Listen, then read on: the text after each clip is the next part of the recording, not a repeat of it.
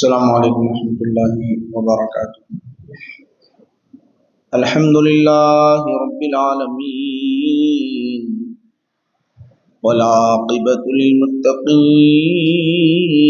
والصلاة والسلام علی سید الانبیاء والمرسلین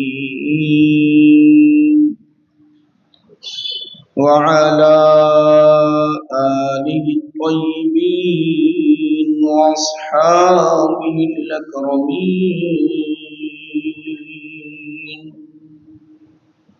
وأوليائه الكاملين وأتباعه الأجمعين، أما بعد، فأعوذ بالله من الشيطان الرجيم۔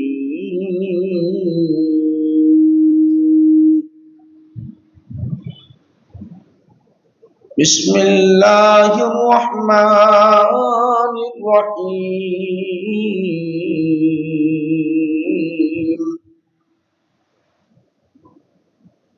وَلَوْ أَنَّهُمْ إِذ ظَّلَمُوا أَنفُسَهُمْ صدق اللہ مولانا العظیم۔ وقال تعالى في شان حبيبه: إن الله وملائكته يصلون على النبي يا أيها الذين آمنوا صلوا عليه وسلموا تسليما۔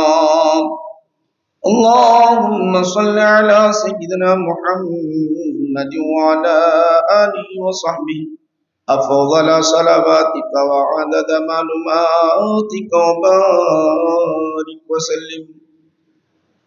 قال النبي صلى الله عليه وسلم قال المسلم اخو المسلم لا يظلمه۔ بزرگان ملت، معزز سامعین، حاضرین و ناظرین و شاہدین و جالسین، ہماری شریعت کی جتنے بھی احکام ہیں، اسلام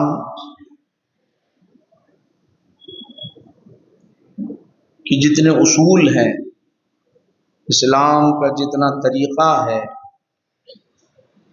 وہ سب کے سب عین فطرت، عین طبیعت، عین مزاج ہے۔ اللہ نے کسی بھی بندے پر اتنا بوجھ نہیں ڈالا کہ اس کو وہ برداشت نہیں کر سکے اور اللہ اور بندوں کا حق ادا نہ کر سکے، ایسا بوجھ نہیں ڈالا۔ اللہ سبحانہ و تعالیٰ نے واضح انداز میں ارشاد فرمایا: لا یکلف اللہ نفسا الا وسعہا۔ اللہ نے ہر نفس پر اتنا ہی بوجھ ڈالا جتنا وہ برداشت کر سکتا ہے، اٹھا سکتا ہے، احکام شریعت کو بجا لا سکتا ہے، اسلام کے راستے پہ چل سکتا ہے۔ اس کے لیے جو آسانیاں ہیں سب اللہ نے فراہم فرمائی۔ اسی لیے اللہ کے رسول صلی اللہ علیہ وسلم نے ارشاد فرمایا: الدین یسر، دین آسان ہے، بالکل آسان ہے۔ جو ہمارے ذہنوں میں یہ بیٹھا ہوا ہے کہ شریعت پر، اسلام پر عمل کرنا بڑا مشکل ہے، بڑا مشکل ہے، یہ طریقہ، یہ سوچ، یہ فکر بالکل غلط اور فاسد، بالکل غلط اور فاسد۔ سوچنا ہی غلط ہے۔ آپ اپنی زندگی میں جو بھی عمل کر رہے ہیں، اسلام کو پیش نظر رکھو، اسلام کے طریقے کو پیش نظر رکھو، ختم ہو گیا۔ کھانا ہے، ہر کوئی کھاتا ہے، جانور بھی کھاتا ہے، ہم بھی کھاتے ہیں۔ جو ہمارے آقا نے جو بیان کیا، بتلایا کھانے کا طریقہ، بیٹھنے کا، بسم اللہ پڑھنے کا، کھا تو رہے ہیں۔ اسی طرح پانی پینا ہے، پانی پی تو رہے ہیں۔ بیٹھ کر پانی پینے کا جو ہمارے نبی نے جو بیان کیا، ہمارے مزاج کے لیے، ہمارے فائدے کے لیے بیان کیا۔ کھانے کا طریقہ بھی جو بیان کیا، چبا چبا کر کھا لے تو آپ کو کوئی مرض لاحق نہیں ہوگا۔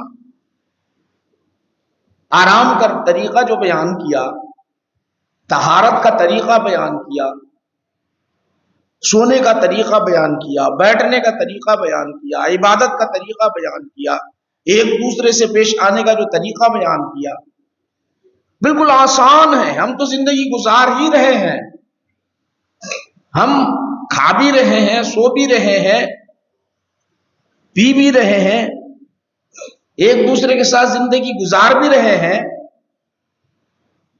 جہاں اسلام ہمیں حکم دیا وہ طریقے سے نہیں گزار رہے ہیں، تو اب وہاں جو ہے ہوتا ہے ہم کو گویا یہ ہو رہا ہے، ہم ثواب سے بھی محروم ہو رہے ہیں، اللہ کے محبوب بننے سے بھی محروم ہوتے چلے جا رہے ہیں۔ یاد رکھ لیں، بہت آسان ہے مذہب ہمارا۔ میں نے جو آیت کریمہ تلاوت کی ہے اس کا ایک مقدمہ ہے، وہ آپ کو عرض کر رہا تھا تاکہ آپ کے ذہن میں بیٹھے۔ ہماری شریعت مشکل نہیں ہے، بالکل آسان ہے، آسان، ہمارے عین مزاج کے مطابق، عین مزاج کو بوجھ ڈالا ہی نہیں، ہم کو اتنا بوجھ ڈالا ہی نہیں اللہ تعالیٰ نے کہ ہم برداشت نہیں کر سکے۔ وضو نہیں کرتے تو تیمم کر لو، وضو نہیں کر سکتے، شریعت اجازت دے رہی ہے، بیمار ہے، ہلاک ہونے کا خوف ہے، سردی ہے، پانی نہیں ملتا، تیمم کر۔ کھڑے نہیں ہو سکتے نماز پڑھنے کے لیے، بیٹھ کے پڑھو، بیٹھ کے نہیں پڑھ سکتے، لیٹ کے پڑھو، کتنی سہولت دی ہے۔ آپ ہر مسئلے کو غور کرو، سفر میں روزہ فرض نہیں ہے، بعد میں آ کے قضا کر لو۔ اتنی آسانیاں، اتنی سہولتیں ہیں، عین طبیعت، عین مزاج کے مطابق ہے، اس سے زیادہ ہم پر بوجھ نہیں ڈالا۔ میں نے جو آیت کریمہ تلاوت کی ہے، اب یہ مقدمہ آپ کو سمجھ میں آ گیا تو اگلا مضمون سمجھ میں آئے گا۔ اللہ تعالیٰ فرمائے وَلَوْ أَنَّهُمْ ظَلَمُوا أَنفُسَهُمْ، وہ لوگ جو اپنے جانوں پر ظلم کرتے ہیں، ظلم کرتے ہیں، ظلم کا مطلب کیا ہے؟ ظلم دو طریقہ کا ہوتا ہے، ایک خود اپنے اوپر ظلم کرنا ہوتا ہے، ایک دوسروں پہ ظلم کرنا ہوتا ہے، دونوں بھی غلط۔ ظلم کے معنی ہی خود یہ ہیں کہ تاریکی، اندھیرا، تاریکی اور اندھیرے کو کہتے ہیں۔ تاریکیاں جو ہوتی ہیں، جو اندھیرا ہوتا ہے، اس کو ظلم کہتے ہیں۔ تو اللہ سبحانہ و تعالی یہاں اس آیت کریمہ میں ارشاد فرما وَلَوْ أَنَّهُمْ ظَلَمُوا أَنفُسَهُمْ، جو اپنے جانوں پر ظلم کرتے ہیں۔ عربی میں کہتے ہیں وضع الشیء علی غیری فی غیر محلہ، کسی بھی چیز کو، اس کو دوسرے مقام پر رکھنا، اس چیز کا نام ہے ظلم۔ کوئی بھی چیز اس کو اپنے مقام پر رکھنے کے بجائے دوسرے مقام پر رکھنا ظلم ہے یہ۔ تو اسی طرح اللہ نے جو ہمیں حکم دیا اس کی خلاف ورزی کرنا یہ بھی ظلم ہے، اس کی خلاف ورزی کرنا یہ بھی ظلم ہے۔ تو بندہ اپنے طور پر اپنے آپ پر ظلم کرتا ہے، نماز چھوڑ رہا ہے ظلم ہے، عبادت ترک کر رہا ہے ظلم ہے، کھانے کا طریقہ جو شریعت کا ہے، جو بیان کیا، وہ طریقے کے علاوہ سیدھے ہاتھ کے بجائے بائیں ہاتھ سے کھا رہا ہے، کھڑے ہو کر کھا رہا ہے، سنت کے خلاف کر رہا ہے، یہ بھی ظلم ہے، اپنے اوپر ظلم کر رہا ہے۔ پیشاب بیٹھ کر کر رہا ہے، کھڑے ہو کر کر رہا ہے، یہ اپنے اوپر ظلم کر رہا ہے۔ پانی بیٹھ کر پینا ہے، کھڑے ہو کر پی رہا ہے، اپنے اوپر ظلم کر رہا ہے، یہ خود پر ظلم کر رہا ہے، دوسرے پہ نہیں۔ ظلم صرف دوسروں پر ظلم کرنے کا نام نہیں ہے، ظلم اپنے اوپر بھی۔ قرآن بیان وَلَوْ أَنَّهُمْ ظَلَمُوا أَنفُسَهُمْ، اگر یہ لوگ اپنے آپ پر ظلم کر لیں، اپنے آپ پر ظلم کریں، فی زماننا، بعض ظلم ایسے ہیں، ہر دور میں رہے، بعض ظلم ایسے ہیں جو مسلمانوں کو ہلاک و برباد کر رہے ہیں، بالخصوص نوجوانوں کا ہلاک و برباد کر رہے ہیں، بالخصوص نوجوانوں. شراب جو پی رہا ہے آدمی، نشیلی چیزیں کھا، گولیاں کھا رہا ہے، ظلم کس پر کر رہا ہے؟ کہ کسی کو مار کے کر رہا ہے؟ یہ مارنا دوسرے پہ ظلم ہوا. شراب جو پی رہا ہے، نشیلی دوائیں استعمال کر رہا ہے، گانجا استعمال کر رہا ہے، افیم استعمال کر رہا ہے، گولیاں استعمال کر رہا ہے. پہلے حقے کی عادت ہوتی ہے، اس کے بعد یہ ساری چیزیں آنے لگتی ہے.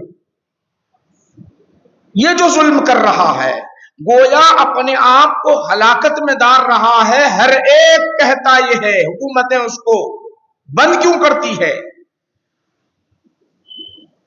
حکومتیں منع کیوں کرتی ہے؟ جانتے ہیں کہ اس کے اندر نقصان ہے. جب وہ چیزیں استعمال کرتا ہے تو وہ ہوش میں نہیں ہوتا، ہوش میں نہیں ہوتا میں کر کیا رہا ہوں، میں انسان بھی ہوں یا نہیں ہوں. جب عادی بن جاتا ہے، تھوڑے پہ اکتفا نہیں کرتا، وہ اپنے ہوش کھو بیٹھتا ہے.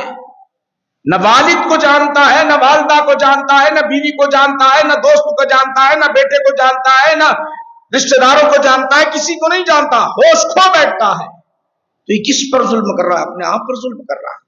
یہاں سب سے بڑی بیماری ہے یاد رکھو نوجوان، اور خاص کر یہاں آپ کو نوجوانوں کو آگاہ کرنا چاہ رہا ہوں، آگاہ کرنا چاہ رہا ہوں. یہ بڑے بڑے سٹیوں میں تو بہت زیادہ ہو رہا ہے. ممبئی آپ چلے جائیں، حیدرآباد آپ چلے جائیں، کلکتہ آپ چلے جائیں، دہلی آپ چلے جائیں، جہاں مسلمانوں کی آبادیاں ہیں،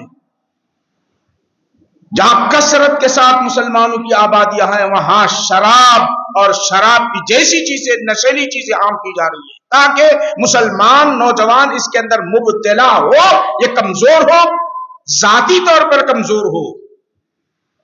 ذاتی طور پر اگر آدمی کمزور ہوگا تو اس کا ایک خاندان بھی پریشان ہوگا، وہ بھی پریشان ہو جائے گا. آسانی سے دستیاب ہو رہی ہیں چیزیں.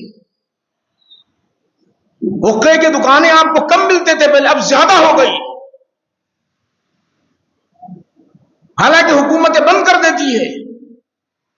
دیکھنے میں تو اچھا ہے، جائز ہے، جائز ہے، کوئی یہ چیز نہیں ہے، فیور وہ ہے، فیور یہ ہے، اس کے اندر طاقت ہے، ذہن کھل جاتا ہے، بات کرنے کی صلاحیت ہے. ارے میرے بھائی، شریعت نے یہ کیوں کہا؟ کسی غیر عورت کو نگاہ سے دیکھنا یہ بھی زنا ہے، بولنا یہ بھی زنا ہے، کیوں؟ ہاتھ لگانا یہ بھی زنا ہے. کیوں؟ اس لیے کہ یہ گناہ حقیقت میں نہیں ہے، آگے چل کر زنا کی طرف جائے گا. وہ شریعت روک رہی کیوں ہے؟ دیکھنا، کسی غیر عورت کو دیکھنا یہ زنا ہے، کیوں کہا؟ حالانکہ آپ ذرا غور کرو، رسول کریم صلی اللہ علیہ وسلم کے دربار میں ایک صحابی آئے، گناہ پر نادم ہوتے عرض کرنے لگے، یا رسول اللہ صلی اللہ علیہ وسلم، مجھ سے خطا ہو گئی. حضور نے پوچھا کیا ہوا؟ یا رسول اللہ، غیر محرم عورت کا میں نے بوسہ لے لیا. یا رسول اللہ، دکان پر آئی، آنے کے بعد غیر محرم عورت کا میں نے بوسہ لیا. حضور نے فرمایا بیٹھ جاؤ. قانون اترا، دستور اترا. پھر حضور نے فرمایا جاؤ، چلے جاؤ. عرض کرنے لگے یا رسول اللہ مجھے پاک کیجئے، اللہ کی سزا جو اوپر ہوگی بڑی سخت ہوگی، یہاں دنیا میں جو سزا دینی ہے دے دو. دل صاف تھا، من صاف تھا، گناہ سے پاک ہونا چاہتے تھے، عذاب سے بچنا چاہتے تھے. عرض کرنے لگے یا رسول اللہ مجھے پاک کیجئے، دنیا میں جو سزا دینی ہے دے دیجئے، جو سزا دینی ہے دے دیجئے. تو اللہ کے رسول صلی اللہ علیہ وسلم نے فرمایا تم نے ابھی نماز پڑھی ہے؟ عرض کرنے لگے یا رسول اللہ آپ کے پیچھے نماز پڑھی ہے. قرآن کریم کیا آیت کریمہ نازل ہوئی، ان الحسنات یذہبن السیئات، نیکیاں گناہوں کو لے جاتی ہے. تو نے وہ جو گناہ کیے تھے معاف کر دیا، تو نے بوسہ لیا تھا. اب ذرا غور کرو، منع کیوں ہے؟ منع اس لیے ہے کہ کہیں وہ زنا کی طرف نہ جائے. اسی طرح آج حقوں کے دکانے اتنے کھلے ہوئے ہیں، وہاں ہوتا یہ ہے کہ کہیں ایسا نہ ہو کہ نوجوان کے قدم ڈگمگا جائے اور وہ شراب کی طرف چلا جائے. अफीम की तरफ चला जाए, गांजे की तरफ चला जाए, और नहीं मालूम गोलियों की तरफ चला जाए, और इतनी खराब लत है, इतनी खराब लत है, इसके खिलाफ हर मुसलमान, हर नौजवान को जिहाद करने की जरूरत है। जिहाद का मतलब यह है कि हम अपना जायजा ले, अपने महल्ले वालों का जायजा ले, नौजवानों का जायजा ले, अपने बच्चों का जायजा ले, कहीं ऐसा तो नहीं ये सिगरेट पीते पीते कहीं और नहीं जा रहा है। ये जुल्म है, वलो अन्हुम ज़लम। और दूसरा जुल्म तो आप जानते ही हर घर में चल रहा है, बड़े से लेकर बच्चा, नौजवान से लेकर बूढ़ा इसमें मुब्तला है। मोबाइल का इस्तेमाल, गलत इस्तेमाल कर रहा है। हालांकि मोबाइल आपके लिए हजार सहूलतें फराहम कर रहा है, हजार सहूलतें फराहम कर रहा है, हजार सहूलत फराहम कर रहा है, मगर उसके नुकसानात आप भी जानते हैं, मैं भी जानता हूं, बच्चा भी जानता है, हर कोई जानता है। मगर शरीयत क्या कहती है? गुनाह की तरफ जाना नहीं, उधर देखना। इस तरीके तोहमत की राह से बचने का हुक्म दिया गया, तोहमत के राह से। हुजूर ने जिन बर्तनों में शराब बनाया जाता, जिन बर्तनों में शराब बनाई जाती, उन बर्तनों का इस्तेमाल करना मना किया उसकी इब्तिदा में। क्यों? आदत बन न जाए। ये दो ऐसे जुल्म है। इंसान अपने आप को बर्बाद कर रहा है, नौजवान अपने आप को बर्बाद व हलाक कर रहा है, अपनी जवानी को खराब कर रहा है। मर्दान की जिससे खत्म हो जाती है, ज्यादा कसरतें जो मोबाइल इस्तेमाल करने की वजह से, जानते हो। वलो अन्हुम ज़लम, एक अपना ये अपने ऊपर जुल्म कर रहा। एक तो दूसरा जुल्म आप जानते ही हैं, आप जानते हैं, दूसरों पे जुल्म करना, गाली देना, लड़ना, बिलावजह लड़ना, बिलावजह किसी का माल छीन लेना, किसी की जमीन हड़प लेना, किसी को सताना, मेरी दुकान चले, इसकी दुकान न चले, जादूगरों के पास जाना, आमिलों के पास जाना, किसी मुल्लाओं के पास जाना, किसी मौलवी के पास जाना, कोई वजीफा है तो दे दो, कोई काम है तो दे दो ताकि इसको बर्बाद कर लूं। ये भी एक जुल्म है, ये भी जुल्म है।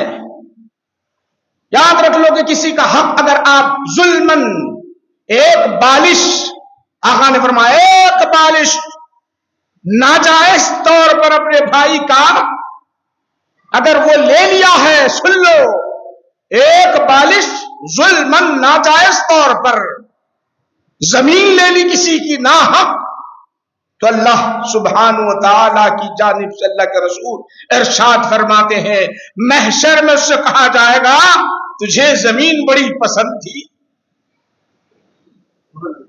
तुझे जमीन बड़ी पसंद थी, जुल्मन ले लिया, कमजोर से ले लिया, मजबूर था ले लिया, बोल नहीं सकता था ले लिया, ताकत नहीं थी ले लिया, ले लिया ना, अब ले ले। ये जितनी मेरी जमीन है 7 जमीन अपने सर पे उठा ले, अपने कंधे पे उठा ले, अपने गले में डाल ले, अब उठा, वो सजा उसे दी जाएगी, वो सजा उसे दी जाएगी। उठा, 7 जमीनों को उठा, सिर्फ एक बालिश तो दुनिया में लिया था, नाजायज तौर पर लिया था, मजबूर से लिया था। रब कायनात उस चीज को देख रहा है, अल्लाह सुब्हानहू व तआला वो चीज देख रहा है, और मुसलमान हड़पता चला जा रहा है। जो डाकू है डाकू बनता चला जा रहा है, जो ताकतवर है पहलवान कहने वाला वो पहलवान से पहलवान बनता चला जा रहा है। वो देख रहा है कि कौन गरीब है, जो मजबूर है, उसकी लाचारी का फायदा उठाते हुए इसको मैं कैसे ले सकता हूं, इसकी जमीन को, उसी पर निगाह है, और दौलत की आस लगी हुई है, और दौलत आ जाए, और माल आ जाए, और रुपया आ जाए, और पैसा आ जाए। कुछ सद्दों को रख लेता है, कुछ पुलिस वालों को बना लेता है, कुछ वकीलों को अपने पास बना लेता है। जमीन हड़पता चला जा रहा है, दौलत हड़पता चला जा रहा है। सुन ले, अच्छी तरह सुन ले, यहां तो हड़प रहा है, महशर में क्या करेगा? क्या ये वकील तेरे साथ आएंगे, या तेरे दोस्त तेरे साथ आएंगे, या पुलिस वाले तेरे साथ आएंगे, या तेरे बेटे साथ में आएंगे, या पहलवान तेरे साथ में आएंगे? नहीं, अल्लाह सुब्हानहू व तआला कहेगा अब उठा, जमीन को उठा तो ले, उठा। सुभान अल्लाह, सुभान। आज हमारा मामला हो रहा है शॉर्टकट, دولت مند بننا چاہتے ہیں، پیسے روپیے خوب آنا. ارے حامان کی نہیں چلی، شداد کی نہیں چلی، نمرود کی نہیں چلی، فرعون کی نہیں چلی. کوئی نہ رہا، نہ حامان رہا، نہ شداد رہا، نہ فرعون رہا، نہ نمرود رہا. جتنا ظلم کیا انہوں نے جانتے ہو. ان کی داستانیں سنو، قرآن کو پڑھو، ہوش میں آ جاؤ. تمہاری یہ طاقت، یہ تمہارا یہ پاور، یہ تمہاری یہ فکر کچھ کام میں آنے والی نہیں ہے، کچھ کام میں آنے والی نہیں ہے. شداد کیسے گیا، حامان کیسے گیا ذرا دیکھو، نمرود کیسے گیا دیکھو، فرعون کیسے گیا دیکھو. فرعون دیکھو ظلم کرتا تھا، ظلم.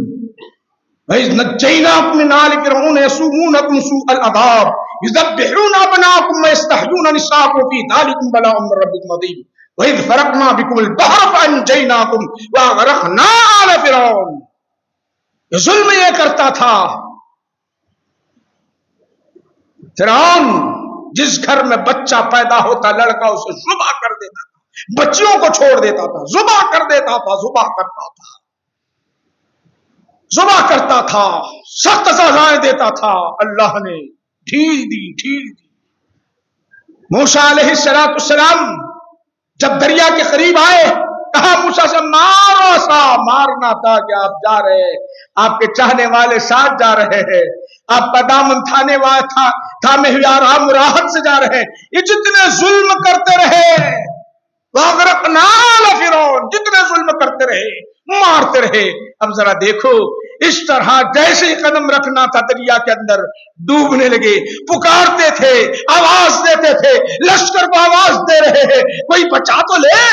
سامنے جانے والے نکل رہے ہیں کیونکہ انہوں نے ظلم نہیں کیا تھا، وہ ظلم سے محفوظ رہتے تھے.